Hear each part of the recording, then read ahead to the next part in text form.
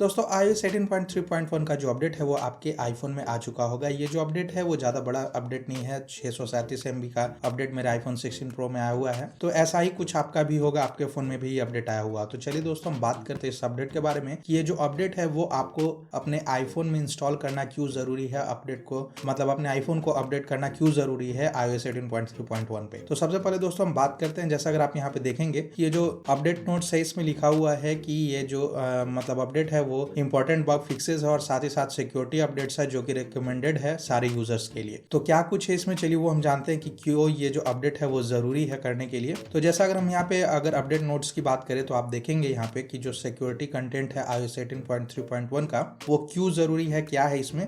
तो देखेंगे आप यहाँ पे कि एक्सेसिबिलिटी के लिए है कि इम्पैक्ट है ऑफ फिजिकल अटैक में disable USB restricted mode on a lock device. Apple is aware of a report that this issue may have been exploited in a extremely sophisticated attack against a specific targeted individuals। इसका मतलब क्या है दोस्तों, ये जो impact है और ये डिस्क्रिप्शन में जैसा आप देखेंगे कि an authorization issue was addressed with improved state management यहाँ पे लिखा हुआ है। तो इसका मतलब क्या है और ये जो अपडेट है ये क्यों जरूरी है, चलिए वो हम जानते हैं। तो ये जो मतलब यहाँ पे अटैक था दोस्तों, वो फिजिकल अटैक कैसे था कि आप अपने आईफोन को कभी भी किसी भी सिस्टम से कनेक्ट करते हैं जब आपका आईफोन लॉक हो, तो अगर आप इसे कनेक्ट करते हैं तो कनेक्ट करने के बाद आपके फोन में यहाँ पे आता है कि accessories connected, unlock iPhone to use accessories. तो मतलब कि जब कभी भी आप कनेक्ट करेंगे तो आपके फोन में ये चीजें आपको देखने को मिलती हैं। लेकिन ये जो इशू था यही इशू था कि कोई भी यहाँ पे वो जो फोन है आपका एक्सेस कर सकता था ये कनेक्ट करने के बाद। अभी अगर आप यहाँ पे अपने मैक वगैरह में देखेंगे या फिर मैक में अगर आईट्यून्स वगैरह को यूज करने जाएंगे, फाइंडर्स में अपने फोन को एक्सेस करने जाएंगे, तो आपको यहाँ पे ट्रस्ट दिस कंप्यूटर का भी ऑप्शन मिलता है, जिसपे कि आप ट्रस्ट पे टैप करेंगे और उसके बाद फेस आईडी या फिर पासकोड से यहाँ पे मतलब इसको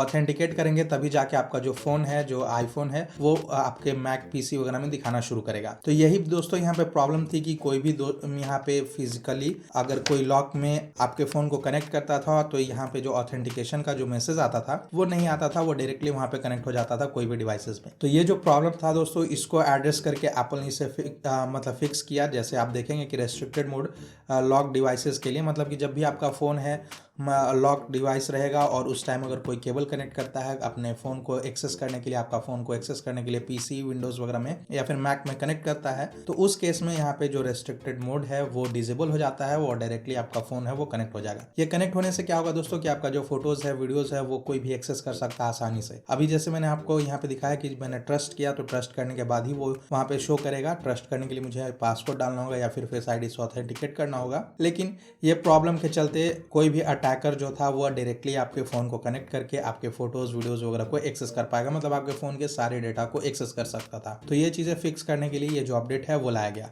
तो दोस्तों इसलिए ये जो अपडेट है वो बहुत ज़रूरी है कि आप अपने आईफोन में इंस्टॉल कर लीजिए। कोई बड़ा अपडेट नहीं है ये, सिर्फ और सिर्फ ये बग फिक्स करने के लिए या फिर जो सिक्योरिटी थ्रेट्स था उसको यहाँ पे फिक्स करने के लिए एप्पल ने इसे पुश किया है। तो मैं रिकमेंड करूँगा कि आप लोग अपने फ़ोन में ज़रूर ये अपडेट कर लें, क्योंकि ये जब आप अपडेट कर लेंगे तो ये जो प्रॉब्लम है वो फिक्स हो जाएगा और उसके बाद आपका जो आईफोन है वो सिक्योर रहेगा, आपका जो डेटा है वो सिक्योर रहेगा।